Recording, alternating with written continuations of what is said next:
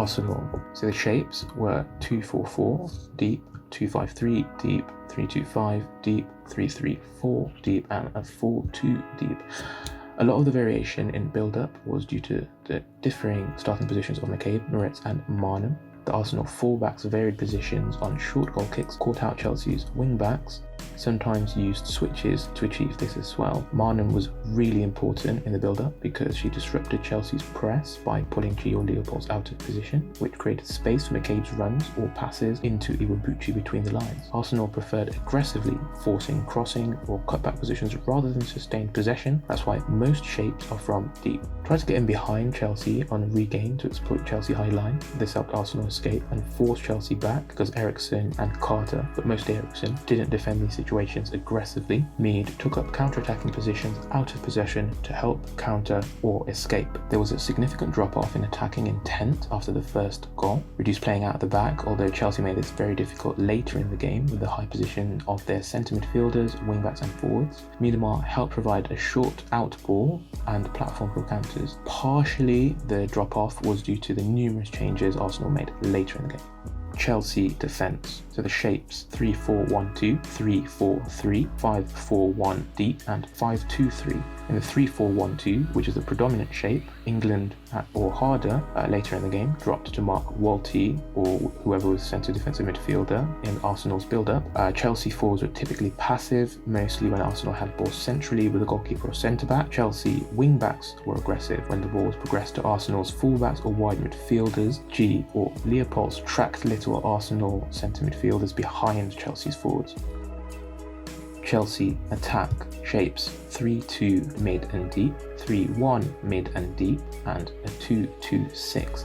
So initially Chelsea struggled to find rhythm. They found opportunity if the Chelsea goalkeeper or centre-backs played early before Arsenal had the chance to set up. Bright sometimes varied her position during these build-ups, sometimes starting at right centre-back and a few times at faux right CDM. I say faux because she didn't offer herself as an option. Harder, Cuthbert and Kirby were the playmakers throughout the game, dropping to link defence and attack. They positioned either side of Arsenal's centre midfielders when Arsenal pressed. Cuthbert did provide an option in behind sometimes.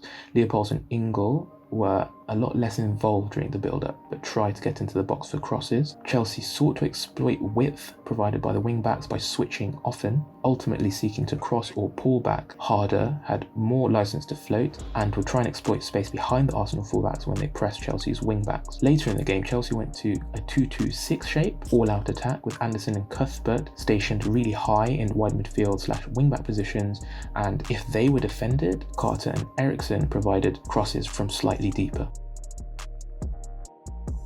Arsenal defence shapes 2-5-3, 4-2-1-3, 4-3-3, 4-4-2, 4-2-4 and a 4-5-1. So pressing, they pressed on pass backs. This was really great at forcing long balls, forcing in inverted commas because Chelsea kind of also want to play those long balls. Spaces opened up in press as the Arsenal fullbacks tired. In the 2-5-3, Williamson and BT were responsible for tracking England or Cuthbert behind Arsenal's press. Chelsea were less proficient at positioning their wing backs, in my opinion, compared to Arsenal in the battle between the wing backs and fullbacks for supremacy. In the 4-2-1-3, Little or Walty pressed G or Leopold during Chelsea's deep build-up. 4-4-2, Little or Mead became the second centre forward in the press. I include Mead there just because sometimes she didn't drop fully into a right wing or right midfield position. 4-5-1 used mostly, and later in the game, due to changes as well as Chelsea having momentum, Arsenal were barely able to hang on. So looking at Arsenal building up out of the back, here I'd say kind of like a 2-3-2-3 shape that they have. The goalkeeper is passing to McCabe. She's actually higher up on this side, and you can see here Iwabuchi dropping a little bit deeper. She did this quite often throughout the game, dropping as well as also pulling inside sometimes, and this was facilitated by the movement of Marnham. This is also a good example of how Chelsea didn't really engage initially when Arsenal had the ball with their centre-backs as well as their goalkeeper. Here again we have Arsenal building up out of the back, again in kind of a 2-3 shape. The fullback Moritz on the right hand side is still relatively available on that side, but you have here Marnham pulling out towards more of like a left back position and providing an option for BT to be able to pass to her after she receives the ball from the goalkeeper. McCabe is much higher up the pitch. Having McCabe higher up the pitch allows her to potentially potentially overload the Chelsea defenders, as well as also it pulls the wing back deeper as well. And this is also a relatively good example of Chelsea's press, the 3-4-1-2. Here threatening to run towards Marlon there, and then also you've got here Beth England a little bit deep in that 3-4-1-2, like trying to track and prevent an easy pass here into Walty. So often under Montemurro last season, Arsenal really struggled against the pressing by the other big teams. Instead, this season, Arsenal are playing over that press, and this is a really good example of it as well. Here in this bottom left-hand corner, you have McCabe, again very high, with Iwabuchi pulled a little bit deeper and inside again. This position by Iwabuchi was really useful. It just provided an extra player a little bit deeper for the Arsenal defenders to be able to pass it into, but also it caused a little bit of disruption in the Chelsea press. Think of the fact that at wide centre-back for Chelsea, Carter on this side will want to try and track that runner, but obviously with Iwabuchi as deep as she is, it's very difficult for Carter to justify that given the cost to Chelsea's defensive shape. So Arsenal were a lot more willing to play a defensive game, and they know that they can't really out-possession Chelsea. Even with Chelsea's lineup depleted, Arsenal were looking more to kind of sucker punch Chelsea. Obviously, when you go ahead and Chelsea, knowing that they have to win pretty much every single game this season, I think one of the only games that they lost last season, if not the only one, was against Brighton, and we know that the season went right down to the wire last season. So Chelsea were going to be on the front foot, and Arsenal wanted to use that to then spring counter-attacks. This is a good example of Mead trying to take up a counter-attacking position whilst Arsenal are in a defensive shape. So you saw this quite often once Arsenal went ahead, but then also into the second half as well, where instead of dropping all the way back towards maybe this position here so that she could support her centre midfielders and the rest of the midfielders in defending against Chelsea, she actually took a position maybe 10 yards higher, 15 yards higher, closer to Miedema. That way, if Arsenal do regain the ball, which they do in this situation, they're able to immediately spring the counter-attack, and with Mead being faster than the back line, mostly except for Carter maybe, this offered Arsenal a really great out. Due to Arsenal being happy to sit back, Miedema was really useful in this game, both in that she was really happy to pull out wide as well as also deep. So by pulling out wide, that causes a little bit of difficulties for those wide centre-backs. They don't know whether to go or not.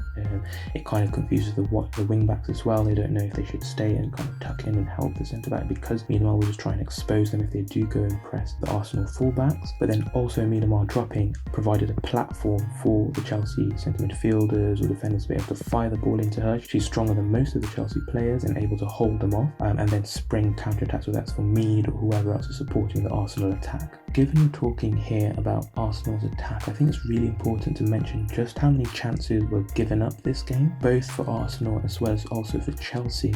I'm really not sure who should have won this. Please let me know in the comments down below who you think should have won. I think towards the end of the game, Chelsea had the lion's share of possession as well as the chances, and probably would have won if Kerr and Kirby had started earlier on. Fortunately for Arsenal, those two were sitting on the bench because of their efforts during the Olympics. Here we have Chelsea set up in a 3-2 or 3-1 midfield. So you've got the two of G and Leopolds. Arsenal are trying to stop them with a relatively narrow 5 in midfield, forcing Chelsea into switching the play. Due to holding a relatively high line in the 4-5-1, Arsenal's centre-backs would try and track Chelsea's forwards if they dropped off the line.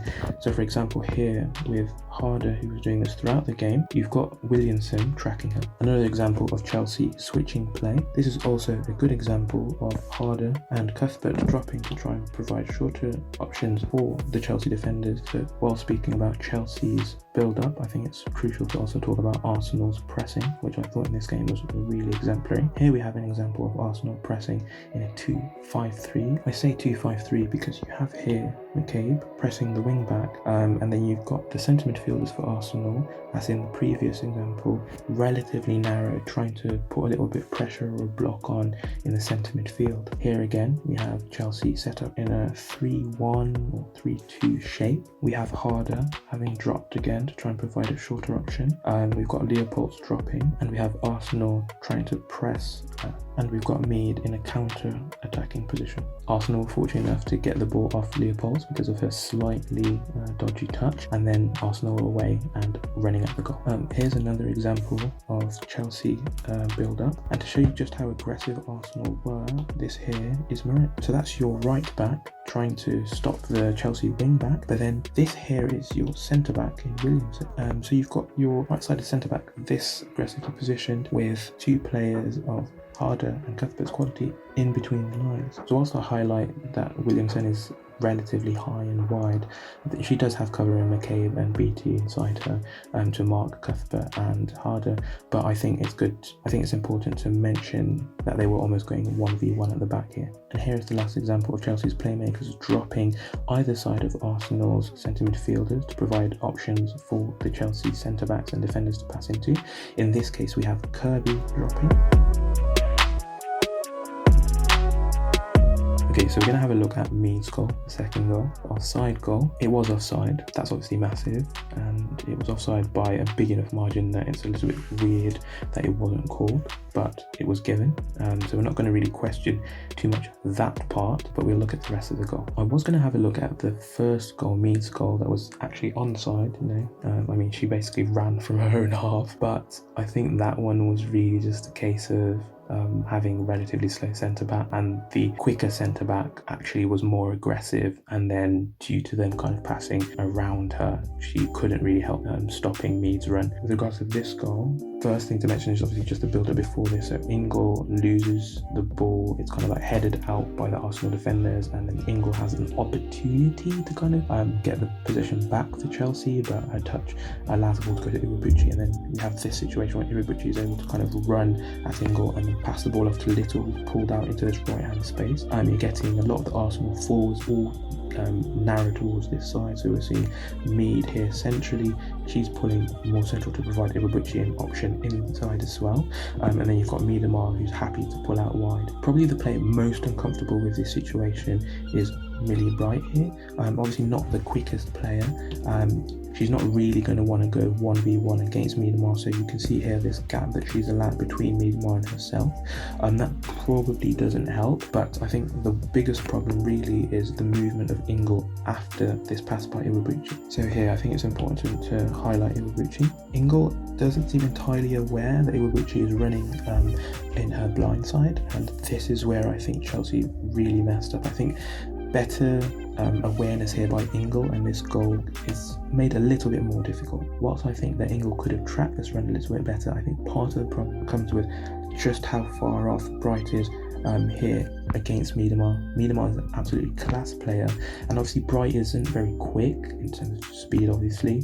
So she feels more comfortable taking a more conservative position, and that way she's not at least easily beaten and out of the game. But the problem is, if they just pass around you, you're basically out of the game, and that's the position she takes up here. So here we see the result of Bright not really stepping towards her player. Miedema's instantly able to play the ball around her to Iwabuchi, who's run off Ingle.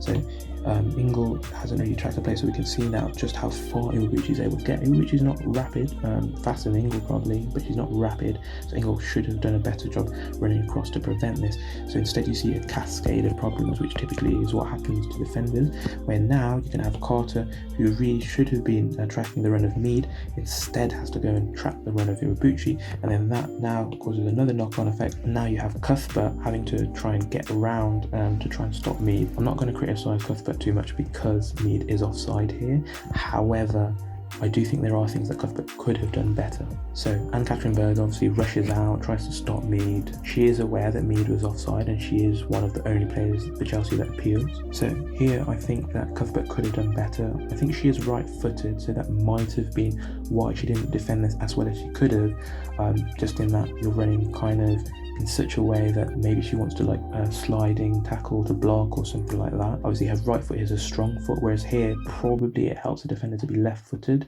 It's a little bit easier for you to be able to cover the near post or like kind of dive across, but then not kind of sell yourself. But if you slide in tackle with your right foot, the ability to be able to then change or adjust that after the fact is almost, null. It's basically nil. So I do think she sold herself here a little bit in that regard, but again, I think it's because she's right-footed. Obviously, she's not really a fullback, so I don't think she would know that or have experienced that situation enough times to be aware that, you have to be a little bit careful because your dominant foot is going to want to do this, and actually you need to be using your weaker foot as the one that you're trying to defend with a bit more here.